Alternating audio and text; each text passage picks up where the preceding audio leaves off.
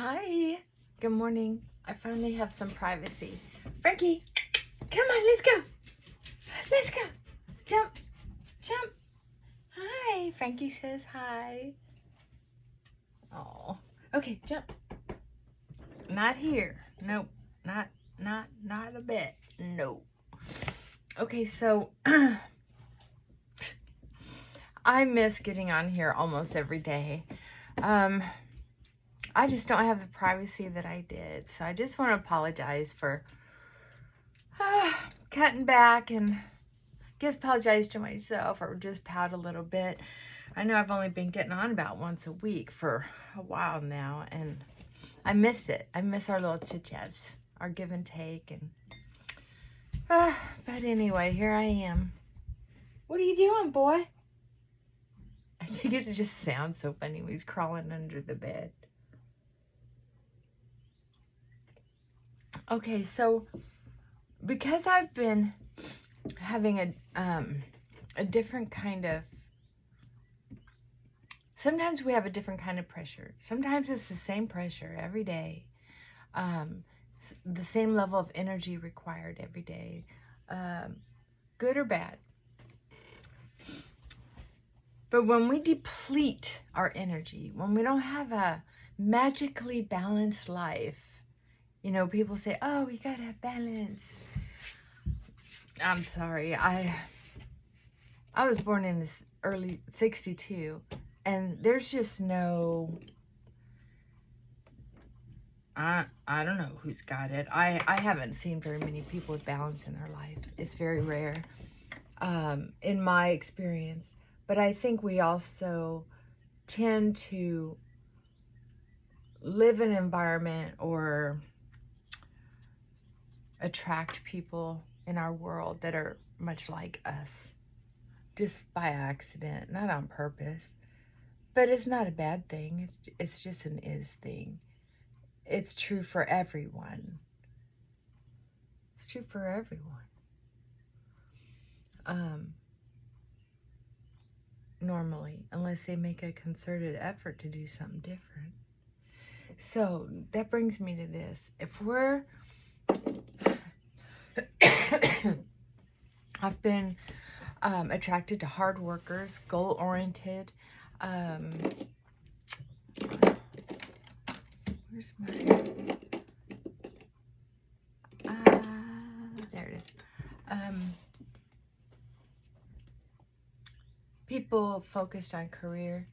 I've heard a lot about self-care, especially with the mental health group. And I can tell you that if you're conflicted on how to find what is right for your self-care, if your self-care that you've been doing isn't working, there may be a very good reason. It may not mean self-care to you.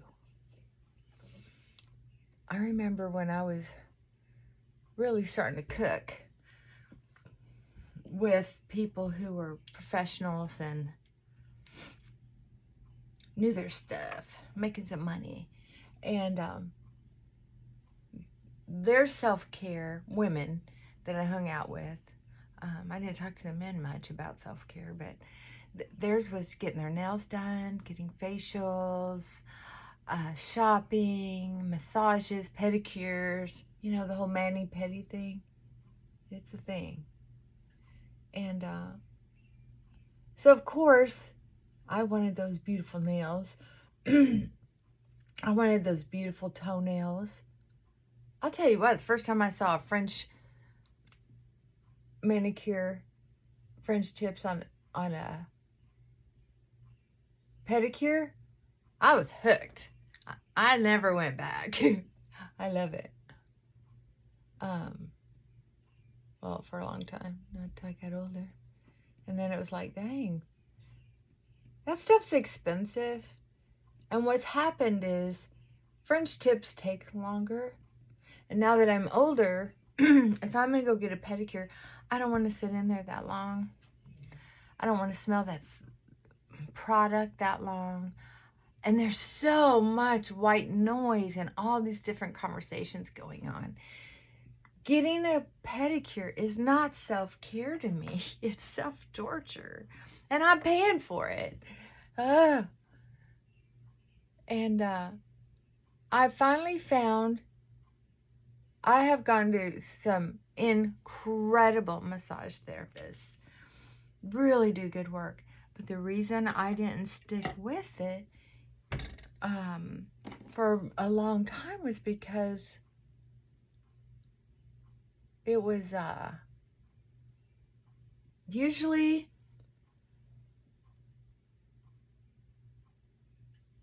one great therapist servicing a lot of us. And honestly, massage therapists very often talk too much. And then, weirdly, most massage therapists that I've been to that I can afford, I mean, don't have dressing rooms, a la carte, a place to put on makeup. Most don't even have a mirror so you can see your eyes after you've had a massage as you're heading out the door, let alone wet wipes or a little counter where you can reapply your makeup. And of course, all the evening appointments are booked. So it's very inconvenient, very inconvenient. Taking all your clothes off, putting them all back on. It's an event when it's during business hours. So I'm going to be honest with you.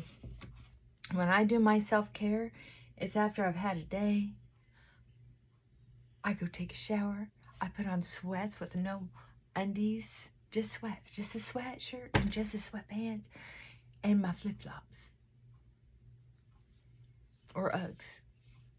Then I head down to the little,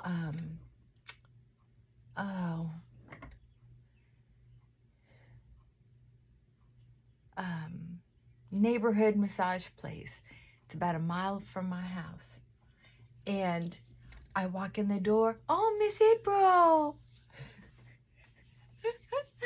I love it. I'll take them a little plant. Leave them a big tip because they're nice to you. And there's no chit-chatting. There's no chit-chatting. So if they don't give you a good massage, you have to try to remember the name of someone who gives you a good massage. Excuse me. And so you have to kind of ask for them if you can. Also,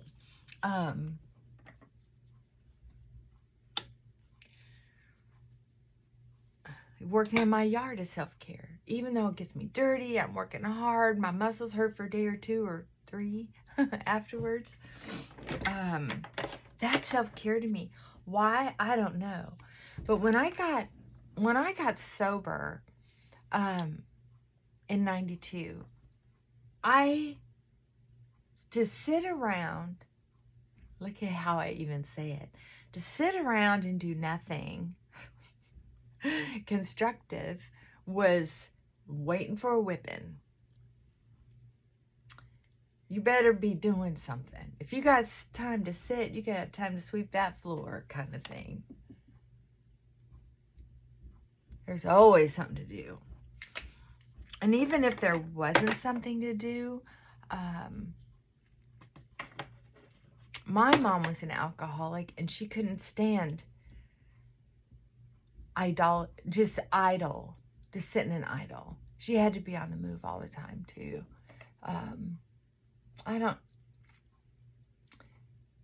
It made her angry to see the kids sitting around enjoying themselves. That just never happened. Well, she was hardly ever home. Very busy woman working. So there were no role models or no way to figure it out. I remember the first time I flew a kite and didn't get in trouble. Like there was no event that didn't eventually lead to drama. And I know a lot of you have relationships like that too. It might not be with your mom, but it might be with a romantic relationship or your kid or what have you. The thing is, there are some people who have had such stress in their life growing up that the event that you're attending now doesn't seem to complete until there's an argument. That just seems to be what it is. So I think with self-care, it's a good idea to first practice it by yourself if you can. And if you have someone with you, just like try to make it a goal to not end the event in an argument no matter what. No matter what. Just try to really fight that urge. Sorry. You should see my yard. It is covered in whatever it is my trees are shedding. What do you call that? Pollen? Oh my God.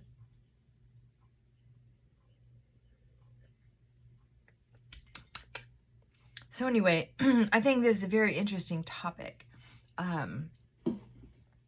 Self-care is different for everybody. Some people, and I like this too, but because I'm not an avid horse person, equestrian, however you say it. Anyway, I love riding horses, but I need to have my horse already saddled. I want to ride. I want to love on the horse a little bit, and then I want to hand it over to the trainer. I do not enjoy the putting on the saddle, taking it off. They're heavy and bulky. I don't want to be hurt while I'm trying to enjoy myself. I don't want to do anything that's going to be more stressful getting in and out of the situation. Okay, so my hoodeds are getting more hoodier here lately. So I look in the mirror and I just go ahead and put some product right on the hood, and then I'll blend it in. All right, that's the right spot. It's getting up a little high. All right, we'll do it. Make this one look the same. Okay, so have some fun today and try to figure out what it is that makes you have fun. Or maybe not fun. Maybe what you might be looking for is something that, like working in the yard, puts me in my rhythm. And it helps me satisfy some of my creative juices. It gives me a sense of pride when I see the finished product.